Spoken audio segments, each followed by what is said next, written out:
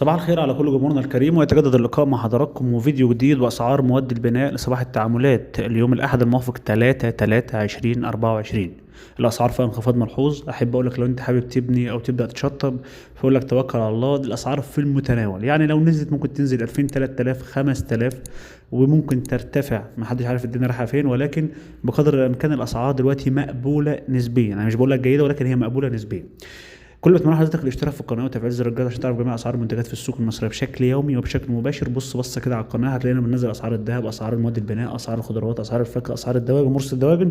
عشان ما اطولش على حضراتكم، جاءت اسعار مواد البناء كالاتي: حديد عز ب47,000 جنيه و300، حديد بشاي ب46,000 جنيه، حديد استثماري ب45,500. ده الأسعار بالنسبة للحديد. أسعار الأسمنت: أسمنت السويدي ب2170، أسمنت الممتاز ب2150، أسمنت السهم ب2090، أسمنت التشطيبات ب1700، أسمنت 52.5% ب2240.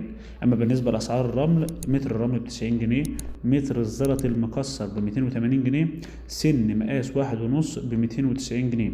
الطوب الأسمنتي المتوسط ب1350، مقاس 24 في 5 سنتي في 11 سنتي.